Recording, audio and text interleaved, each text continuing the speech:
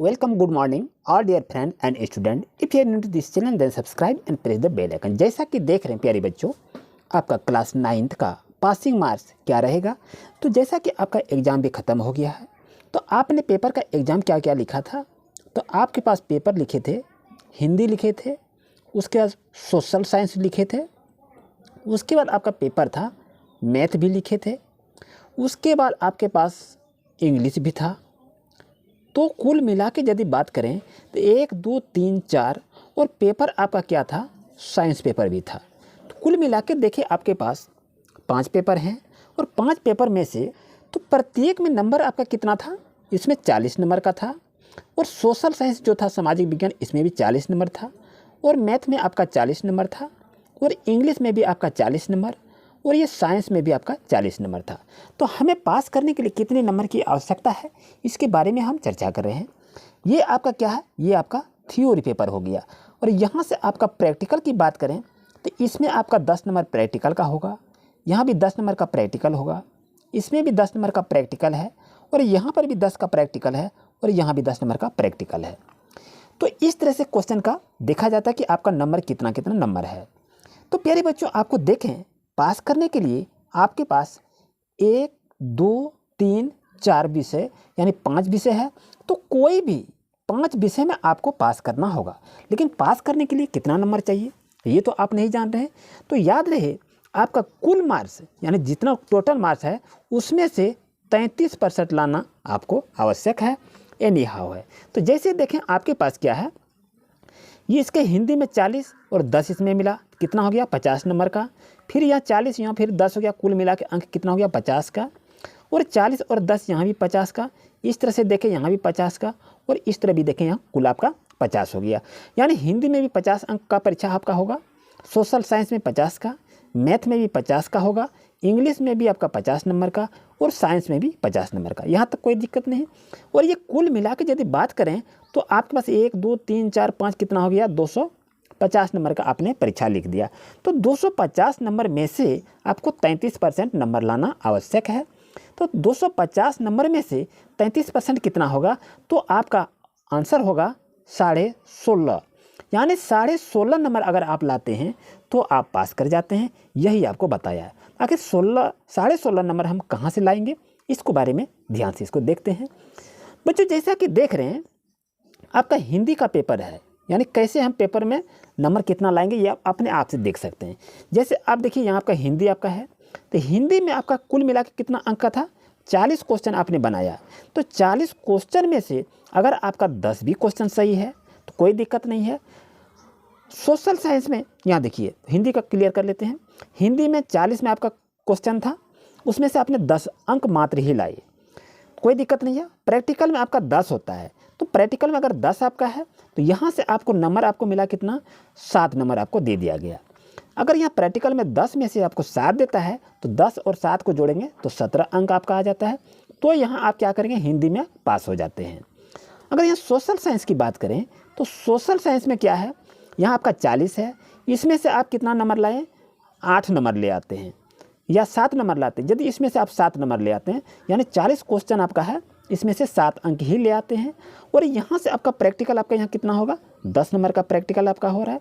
तो 10 नंबर में से आपको अगर यहाँ आपको 9 नंबर दे दिया तो 9 और 7 जोड़ेंगे तो कितना हो जाएगा, 16 अंक आपका हो जाता है।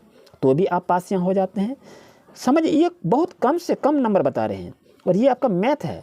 मैथ में जैसे हम देखें तो मैथ में अगर आपका 40 है तो इसमें से आप कितना लाए, 10 नंबर ले आए।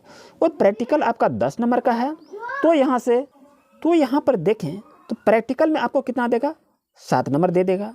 तो 10 और 7 को जोड़ेंगे तो कितना होगा, 17 अंक हो जाएगा। ये बहुत ही कम नंबर दे के बता रहे हैं। इंग्लिश है, इंग्लिश में यहाँ से देखें तो इंग्लिश में भी आपको नंबर कितना है, यहाँ पर आपने बहुत कम लिखे हैं, बहुत कम लिखे हैं, फिर भी आपका आ जाएगा कितना, 8 नंबर आएगा। तो 8 नंबर और प्रैक्टिकल से आपको 9 नंबर दे देता है। तो 9 8 कितना हो जाता है, 17 अंक हो जाता है। और यहाँ से देखें तो भी आप यहाँ पास हो जाते हैं। यानी कुल मिला के यहाँ देखें आपको 16.5 अंक आना चाहिए किसी भी विषय में थ्योरी पेपर हो या प्रैक्टिकल हो, दोनों पेपर को जोड़ के आपको 17 अंक आना चाहिए, नहीं बल्कि 16.5 अंक ही आना चाहिए। तो यहाँ देखिए 17 आ गया तो आप भी पास हो गए, यहाँ 16 है तो ये अंक में आप क्या आते हैं, यहाँ फेल कर जाते हैं, क्योंकि यहाँ आपका 16.5 होना चाहिए, यहाँ आपका 16 होता है तो इस विषय में आप फेल कर जाएंगे। यहाँ 10 है और यहाँ 7 है, तो 10 और 7 को जोड़ते हैं कितना 17 हो जाता है, तो ये विषय पास हो जाता है। इंग्लिश में 9, 8, 17 कितना हो गया, ये पास हो गया। तो यानी आपको ये 5 विषय में से आपको 4 विषय क्वालिफाई करना होगा। 33% आपको यानी 33 नंबर आना अति आवश्यक है, ये बताया गया है। चलिए अब इसमें देखते हैं कि आपका स्कोर कैसे रहेगा।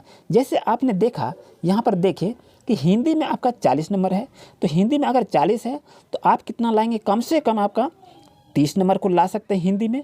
और प्रैक्टिकल में आपका दे देगा कितना, आपका यहाँ कम से कम आपका 8 नंबर देगा, तो 30 और 8 को जोड़ेंगे कितना हो जाएगा, 38 नंबर आपका हो जाएगा हिंदी में।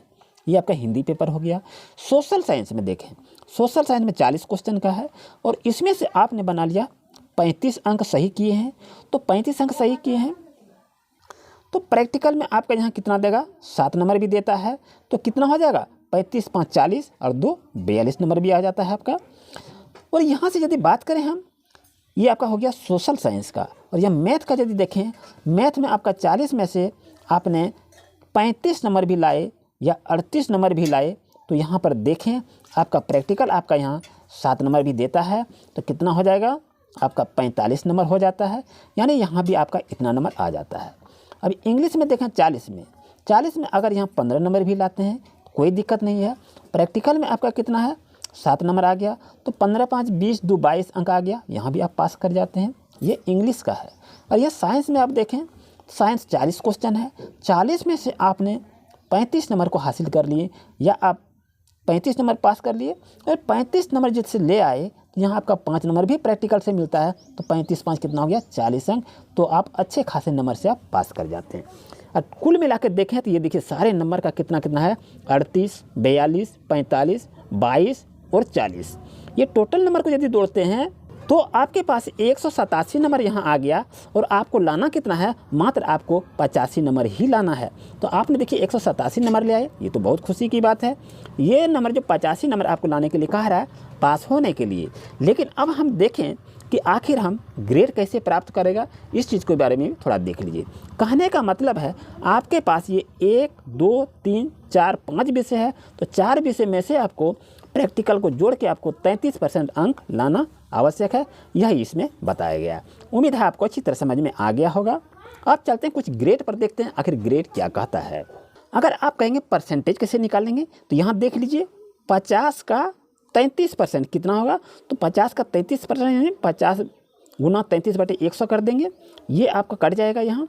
अब इस तरह से यदि इसको देखेंगे, ये आपका कितना आ जाएगा, आपका 16.5% आ जाता है। यही आपको परसेंटेज निकालने की ये ट्रिक है, इस तरह से भी आप निकाल सकते हैं। और आपके रिजल्ट में यदि प्रमोटेड है तो आप पास कर जाएंगे। और इसी में से देखिए कौन सा बच्चा फेल करता है, उसके बारे में भी देखते हैं।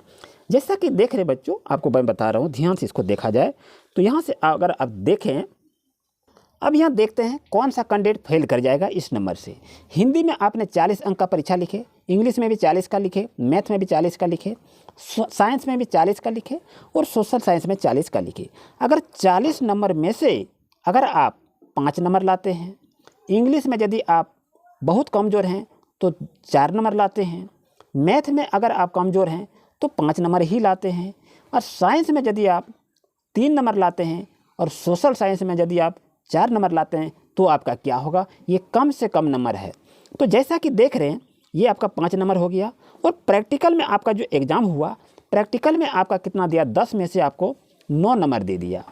और यहाँ आपका प्रैक्टिकल में फिर आपको यहाँ 9 नंबर दे दिया, फिर भी यहाँ प्रैक्टिकल में आपका 7 नंबर दिया, यानी 10 में से 7 नंबर दिया।